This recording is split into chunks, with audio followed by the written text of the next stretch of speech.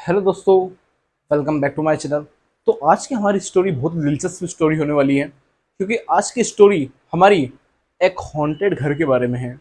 जी हाँ, एक हॉन्टेड घर मनाली का।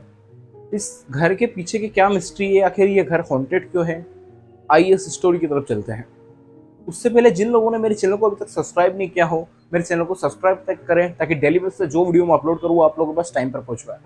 तो आइए हम स्टोरी की ओर चलते हैं।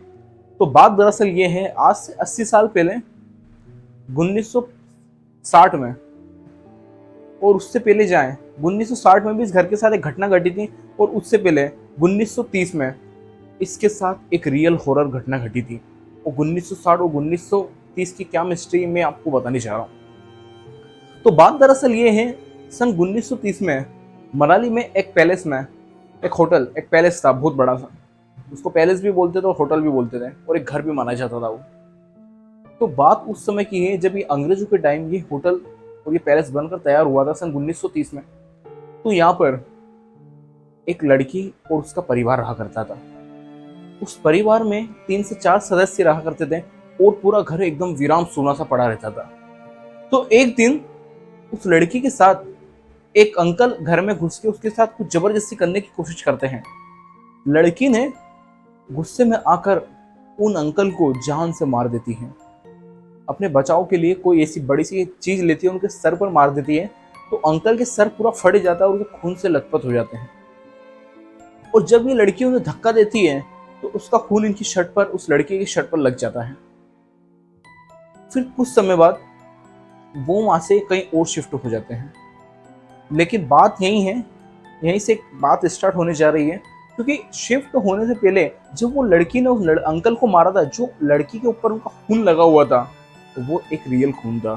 वो एक रियल ब्लड जो मतलब लड़की के ऊपर लग चुका था, उसके अंदर उस अंकल की, जब वो मरे थे उसी समय उसकी आत्मा आ गई थी। ये एक रियल फैक्ट है सन 1930 का।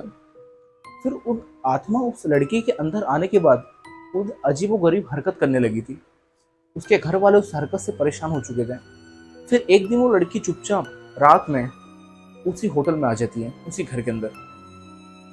जब उसी घर के अंदर आ जाती है, तो वहां जाके पता नहीं, एक ही एक तरफ ऐसी घूर घूर के एक तस्वीर लगी होती है, उस तस्वीर की ओर देखा करती है। जब देखने के बाद उसे कुछ समझ नहीं आता है, तो वो अपने आप उस तस्वीर के सामने देखकर अपना एक गला काट लेती है। और गला काटने के बाद उसकी आत्मा भी उस अंकल के साथ उस घर में, उस होटल में, उस पैलेस में कैद हो जाती है।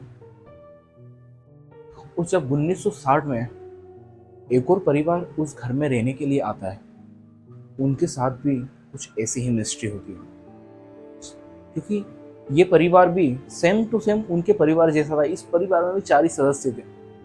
सन 1960 में जब ये परिवार इस घर के अंदर आता है, तो उनके साथ भी कुछ ऐसी पैरानॉर्मल एक्टिविटी होती है जो कि वो कुछ समझ नहीं पाते थे, क्योंकि इस घर के पीछे की सच्चाई से वो रूबरू बिल्कुल नहीं थे। और वो जब उस घर में रहते थे, तो वहां पर के कुछ लोग उन्हें मना करते थे, आई आइट साइड के, कि यहाँ से आप चली जाइए, ये घर सही नहीं है, यहाँ पर बहुत से लोगों ने अपनी जान गंवाई है। लेकिन उन लोगों को इस बात पर बिल्कुल भी भरोसा नहीं था कि ऐसा भी कुछ आज के टाइम में होता है। फिर वो परिवार उस घर के अंदर चले गए। उस घर में 2 आत्माएं रहती थी। एक तो उस अंकल की, जो उस लड़की के साथ जबरदस्ती करने की कोशिश कर रहे थे, और एक उस लड़की की जिसने एक तस्वीर के सामने देखकर अपना गला काट लिया था। गला काटने का रीजन अब मैं आपको बताने जा रहा हूँ, और उन अंकल ने उसके साथ ये ऐसा क्यों किया वो भी मैं आप बताने जा रहा हूँ। मैं यहाँ से मेरे चैनल को स्किप मत करिएगा। वो अंकल डेली उसे आकर पियानो बजाने की प्रैक्टिस कराते थे, और पियानो बजाते 1 से 2 महीना गुजर चुका था। वो उसके सर थे, प्रोफेसर थे। तो एक दिन वो उसे पसंद करने लग गए थे। वो धीरे धीरे इतना पसंद करने लग गए थे कि उसे किसी भी हाल में पाना चाहते थे। और इसीलिए जब घर पर कोई नहीं रहता है, तो चुपचाप से वो उसे गेट में बंद करके उसके साथ कुछ करने की कोशिश करते हैं। और वो लड़की का दिमाग खराब इतना हो जाता है, इतना गुस्से में हो जाती है, वो डर के मारे किसी चीज़ की उसे सर पर मार देती है। और वो अंकल वहीं खून में लथपथ होकर जमीन पर गिर जाते हैं, और उनकी वहीं डेथ हो जाती है।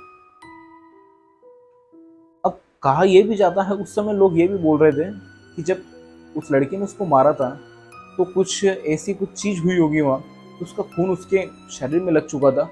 तो कहा जाता था वो जो अंकल थे उन्हें तंत्र मंत्र भी महारत हासिल थी। तो वो उसकी आत्मा उसके अंदर प्रवेश कर जाती है। तो वो बोल के गए थे कि मैं कहीं भी जाऊंगा तुझे अपने साथ लेकर जाऊंगा। वो अंकल ने, प्रोफेसर ने ये बोल दिया था कि मैं अगर कहीं भी जाऊंगा तो तुझे मेरे साथ लेके जाऊंगा, वो किसी भी कंडीशन में मैं तुझे अपना बना के रहूंगा। वो फिर ऐसा ही हुआ। कुछ समय बाद वो लड़की आई थी। इसी रीजन के पीछे उस प्रोफेसर ने अपनी आत्मा को उसमें कैद में कर लिया था, और इसीलिए वो उसको गला काटने पर मजबूर हुई थी, उसकी हरकतों की वजह से प्रोफेसर ने, जो उसको अपने वश में कर लिया था। फिर जब 1960 में यहाँ परिवार आता है, परिवार में एक बड़ी लड़की रहती है, वो भी उस पेंटिंग की तरफ, एक पेंटिंग लगी रहती है। उस पेंटिंग में ऐसी कोई विचित्र चीज रहती है जिसकी तरफ आकर्षित होती है लड़कियां। तो जब ये नया परिवार भी रहने के लिए आया था, तो ये भी उस पेंटिंग को उस लड़की बहुत ध्यान से देखा करती थी। फिर एक दिन उसके जो पापा थे उस लड़की के, बोलते बेटा तुम इस पेंटिंग को इतने ध्यान से क्यों देखा करती हो। वो लड़की बताती कि पापा मुझे इस पेंटिंग में ऐसा कुछ दिखता है कि कोई मुझे बुलाने की कोशिश करता है, कोई मुझसे कुछ बात करने की कोशिश करता है, कुछ मुझे बताने की कोशिश करता है, लेकिन मैं उस बात को सुनने के लिए बहुत बेताब रहती हूँ। लेकिन फिर एकदम कुछ ऐसा होता है कि वो बात पूरी हो नहीं पाती है, और वहीं से वो जो बात मैं करना चाहती थी उस पेंटिंग से, वो खत्म हो जाती है, टूट जाती है वो बात। उसके पापा बोलते बेटा ये तुम्हारे मन का वहम है, ऐसा कुछ नहीं होता है, तुम अपने मन से ये बात निकाल दो।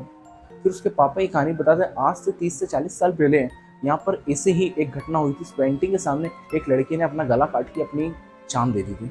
और मैं नहीं चाहता कि मेरी बेटी के साथ भी ऐसा कुछ हो। अगर तुम्हें ऐसा कुछ सही नहीं लग रहा है तो यहाँ से हम कहीं और शिफ्ट हो जाते हैं। ये घर हमें सस्ते प्राइस में मिल गया है, जो कि एक पेरिस टाइप का है, एक बड़ा होटल टाइप का है, इसलिए हमने इसे खरीद लिया। अगर तुम्हें सही नहीं लग रहा है बेटा तो अपन इस घर को खाली करके कहीं और शिफ्ट हो जाते हैं। तो लड़की बोलती है नहीं पापा मुझे ऐसा कुछ नहीं, मैं ऐसे बस देखती रहती हूँ, बाकी ऐसा कुछ नहीं है, ऐसा मुझे कुछ नहीं लग रहा है। ऐसा बोलकर उसके पापा को समझा देती है। फिर कुछ दिन बाद उस लड़के के साथ ऐसी घटना होती है कि उसके पापा भी उसे देखकर एकदम देहरादून हो जाते हैं। क्योंकि लड़की जब अपने कमरे में रहती है, उसके कमरे में आइट साइड मोमबत्तियां रहती है, और बीच में वो लड़की बैठी रहती है, और जाने कौन सा मंत्र का जाप करती है कि आत्माओं को बुलाने की कोशिश करती है, उनसे कनेक्ट होने की कोशिश करती है, उनसे बात करने की कोशिश करती है। और मनाली में ये बात पूरे मनाली में भी फैल गई थी उस समय, कि एक कोई लड़की इस परिवार में 1960 में, जो कि अंदर ही इस होटल के इस घर के अंदर रहती थी, वो ऐसी ऐसी एक्टिविटी करती थी कि भूतों से बात करने की। और उसके साथ भी कुछ ऐसा ही हो रहा था जैसा उस लड़की के साथ हुआ, जो जिसने 1930 में उस पेंटिंग सामने देखकर अपनी गर्दन काट दी थी, गला काट लिया था। फिर कुछ समय बाद वो जो लड़का रहता है, जो प्रोफेसर, उसकी रूह, उसको इस लड़की में भी कुछ ना कुछ दिखाई देता है। वो उसको भी अपनी तरफ खींचता है, और कुछ समय बाद ये लड़की भी उस फोटो के सामने अपना गला काट देती है। कहा जाता है कि उसने गला काटने का उसका रीज़न ये था कि वो जो प्रोफेसर की आत्मा थी, इसकी और उस लड़की की आत्मा सेम थी, इन दोनों की डेट ऑफ बर्थ एक थी, एक ही दिन ये पैदा हुए थे, इसलिए इनकी डेट ऑफ बर्थ एक ही थी। इसलिए वो ये चाहता था कि इस लड़की की रूह इसके अंदर भी है, तो इसको भी अपने पास वो किसी ना किसी बुलाना चाहता था। और आखिरकार इसने भी उसका गला काटने पर उसे मजबूर कर दिया, और इसकी भी डेथ हो गई। और वहाँ से ये परिवार हमेशा के लिए खाली करके दूसरे शहर में शिफ्ट हो गए। यही इस हॉन्टेड पैलेस मनाली की, जो कि रियल फैक्टर है, रियल स्टोरी है सन 1930 और 1960 की, जो कि एक नहीं दो फैमिलियों के साथ दो लड़कियों ने अपनी जान दे दी थी इस पेंटिंग के सामने। आज कहा जाता है ये भी हॉरर पेंटिंग है। मैं आपको अपने चैनल में बताऊंगा एंड में। और जिस लोगों ने अभी तक मुझे सब्सक्राइब नहीं किया, मेरे चैनल को सब्सक्राइब करें, ताकि मैं डेली बेस पे जो वीडियो अपलोड करूँ आपके पास टाइम पर पहुँचूँ। थैंक यू दोस्तों।